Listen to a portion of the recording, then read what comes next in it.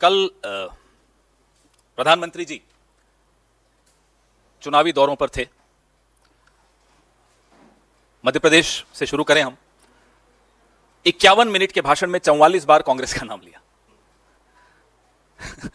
1966 हम में से कोई शायद पैदा नहीं हुआ होगा। 1966 की एक फिल्म थी नींद हमारी ख्वाब तुम्हारे। तो मोदी जी को शायद वो फिल्म बहुत पसंद है। जिस राज्य में 19 साल से उनकी सरकार हो, वहां जब चुनाव प्रचार करने जाते हैं 51 मिनट में 44 बार कांग्रेस का नाम लेते हैं। ये क्या बताता है? यह बताता है अपनी सरकार की उपलब्धियों के नाम पे बताने के लिए कुछ नहीं है, जीरो।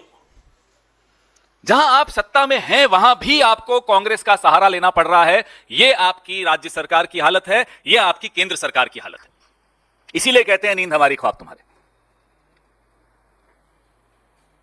अब तो हिमाचल हो या कर्नाटका हो, जहां जहां पांव पड़े मोदी जी के, वहां कांग्रेस को बड़ा लाभ हुआ। इसलिए हम उनको अपना स्टार प्रचारक मानते हैं।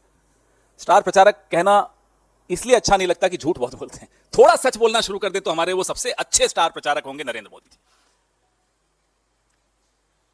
मध्य प्रदेश गए, वहां कहते हैं कि साहब कांग्रेस महिला विरोधी है, कांग्रेस महिला बिल का विरोध करती है। अरे साहब कुछ तो सोच के बोलो।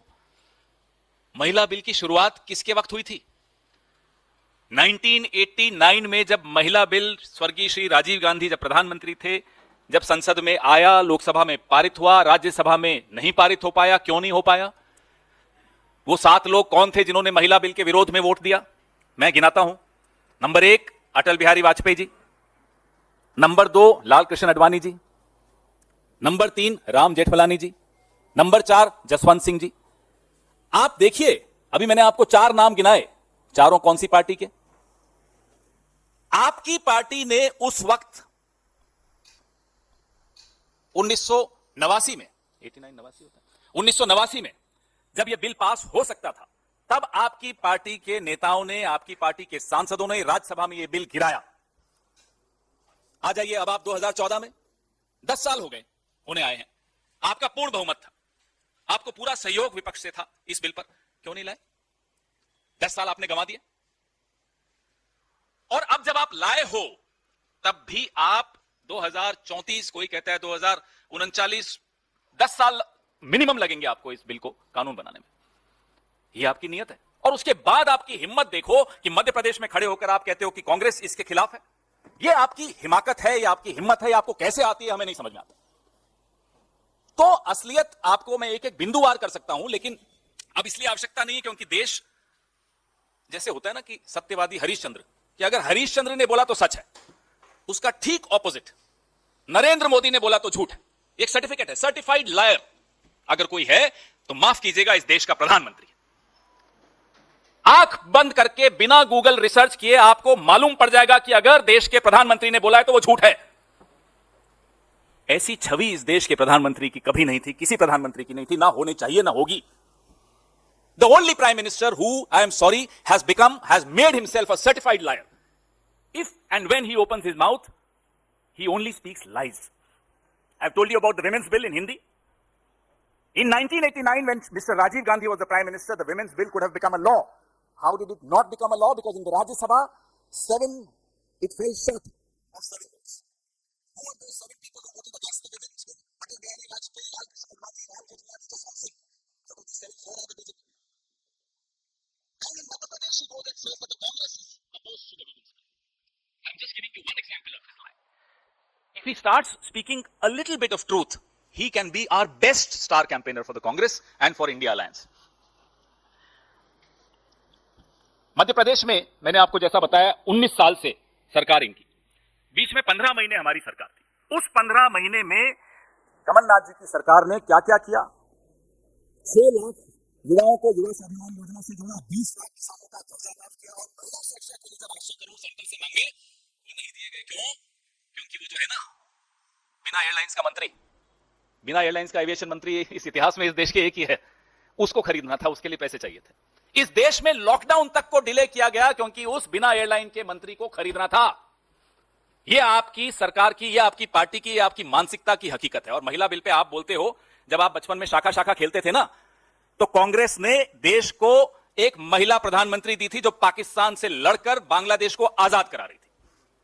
इसलिए आप कांग्रेस के सामने महिला बिल पर तो ना बोलें, महिला अधिकारों पे मत बोलिए। आप खेलिए बृजभूषण के साथ शाखा शाखा और करिए महिला अधिकारों पे चर्चा। आप कहते हैं कांग्रेस को गरीबों की चिंता नहीं। जिस नरेगा ने 23 करोड़ गरीबों को गरीबी रेखा से ऊपर लाया, उस नरेगा का बजट आपने काट दिया। उस नरेगा को आप पानी पी पी कर कोसते हो, फिर आप कहते हो कि कांग्रेस को गरीबों की चिंता नहीं है। आपने ना केवल उन 23 करोड़ लोगों को फिर से गरीबी रेखा के नीचे धकेला, 14 करोड़ और नीचे साथ में भेज दिया। तो आप जब भाषण, या तो आपका जो भाषण लिखता है उसको बदल दीजिए या अपनी शैली बदल दीजिए। आप अब बदलें ना बदलें, सरकार आपकी अब बदलने वाली है। राहुल गांधी ने एक चुनौती आपके सामने दी। करिकुलम में कास्ट रिजर्वेशन की बात हो रही है। आपकी असलियत उस दिन समझ में आ गई जब संसद में एक्ट्रेसेस थी, राष्ट्रपति नहीं थी। यह मानसिकता बताता है आपकी। क्यों नहीं थी राष्ट्रपति? क्योंकि वो आदिवासी हैं। फिल्म एक्ट्रेसेस आएंगी संसद में लेकिन राष्ट्रपति नहीं आएगी। तभी राहुल गांधी कहते हैं कि आप जातिवादी हो, आप दलितों के खिलाफ हो, आदिवासियों के खिलाफ हो, अल्पसंख्यकों के खिलाफ हो, महिलाओं के खिलाफ हो। किस मुंह से आप वोट मांगने जाते हैं?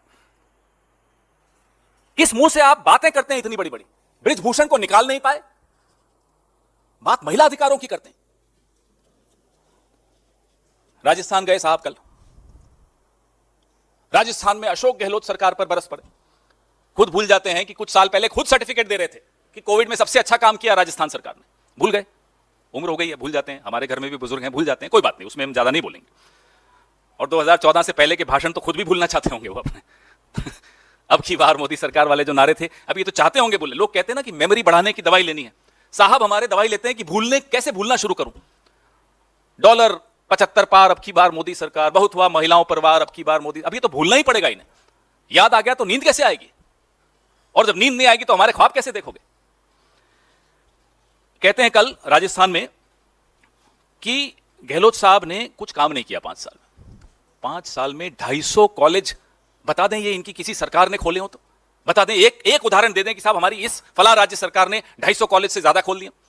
मैं तो सिर्फ कॉलेज की बात कर रहा हूं। स्वास्थ्य योजना करें, आयुष्मान की बात, और तुलना करें उसकी चिरंजीवी योजना से, समझ में आ जाएगा। 25 लाख का इलाज मुफ्त, यह गहलोत साहब की सरकार ने किया। फिस्कल डेफिसिट जो राजस्थान का 9.25% था आज से 5 साल पहले, आज 3% पे आ गया। यह गहलोत साहब ने हासिल किया, यह कांग्रेस सरकार ने हासिल किया।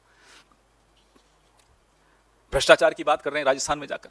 जिस अजीत पवार को यह चक्की पीसने का वादा करवाते थे कि जेल में बैठकर वो चक्की पीसेगा, आज वो इनके साथ बैठ के बजट बनाता है। यह भ्रष्टाचार की बात करेंगे। आधुनिकीकरण, डिजिटल पेमेंट, कल इन्होंने लंबी लंबी बातें फेंकी कि कांग्रेस ने डिजिटल पेमेंट्स में कुछ नहीं किया। यूपीआई को देश में लाने के लिए आपको नोटबंदी की क्यों जरूरत पड़ी? घर में चूहे आ जाते हैं तो क्या घर को आग लगा देते हो? भाई चूहे मारने की दवाई लाओगे, पिंजरा लाओगे, अलग अलग नुस्खे आजमाओगे। घर को आग लगाते हुए कभी सुना आपने कि चूहे आ गए घर में इसलिए मैंने घर को आग लगा दी? यह हुआ डिजिटल पेमेंट लाने के लिए नोटबंदी कर दी। बताइए कोई क्या बोले इस व्यक्ति को?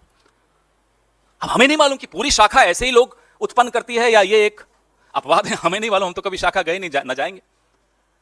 लेकिन कुछ तो है शाखा में जहां ऐसे नमूने आते हैं। घर में चूहे आ गए, आग लगा दो। कमाल है साहब। संसद की नई बिल्डिंग है, उसका एक तरह से उद्घाटन है। राष्ट्रपति को मत बुलाओ, एक्ट्रेसेस बुला दो। बताओ ये कौन इनको सलाह देता है? कहां से इनके दिमाग में ये बातें आती हैं? मनमोहन सिंह जी की सरकार, आज उनका जन्मदिन भी है मनमोहन सिंह जी का। भगवान उनको लंबी आयु दे, स्वस्थ रखे और उनका मार्गदर्शन हम सबको मिलता रहे। मनमोहन सिंह जी की सरकार थी। 60 करोड़ आधार कार्ड मनमोहन सिंह की सरकार ने बना दिए थे और आईएमपीएस सिस्टम बना दिया था। टेक्नोलॉजी तो कदम कदम बढ़ती है, स्टेप बाय स्टेप बढ़ती है। आज सारा श्रेय लेकर बैठे हैं महानुभाव। जब मनमोहन सिंह जी ने देश की बागडोर संभाली थी तब लैंडलाइन ज्यादा चलती थी। 15 रुपए प्रति कॉल मोबाइल पे होता था। मैंने भी इस्तेमाल किया है उस वक्त। 12 रुपए हुआ, फिर 10 रुपए हुआ। जाते जाते मनमोहन सिंह की सरकार 3G तक ले आई। ये बात करेंगे मनमोहन सिंह जी की सरकार की। तो जैसा कि मैंने आपको कहा कि अब सरकारी खर्चे पर जो नरेंद्र मोदी जी अब चुनावी अभियान पे निकले हैं, वैसे तो हमेशा ही चुनावी अभियान पे ही रहते हैं, फिर कहते हैं कि मैं साहब छुट्टी नहीं लेता। अब करते क्या, उसे छुट्टी लेनी पड़ेगी आपको। अपना भी मनोरंजन करते हो, देश का भी मनोरंजन करते हो, उसमें छुट्टी की क्या जरूरत पड़ी आपको? तो ये कहना कि छुट्टी नहीं लेते, चलिए हम तो खुश हैं कि आप जितना प्रचार करेंगे उतना हमारा खर्चा बचता है, हमें उतना कम प्रचार करना पड़ता है। आप ये करते रहिए और अपने गुरु मोहन भागवत से थोड़ी सलाह भी ले लीजिए, जिन्होंने बोला था कि महिलाओं को चार दीवारी में कैद करना चाहिए। जरा उनसे भी पूछ लीजिए कि महिला आरक्षण पे उनका क्या सोच है, उनका क्या कहना है। एक हमें आग्रह आपसे करना है कि राष्ट्रपति को यथासंभव सम्मान देने की कोशिश कीजिए। मत ये याद रखिए, आपके दिमाग में जो है, आपके जहन में जो शाखा से आपने सीखा है कि वो आदिवासी हैं इसलिए उनको सम्मान नहीं देना, या वो महिला है इसलिए उनको सम्मान नहीं देना, गलत है। देश की राष्ट्रपति है, देश का गौरव है, उनको आप सम्मान देना सीखिए।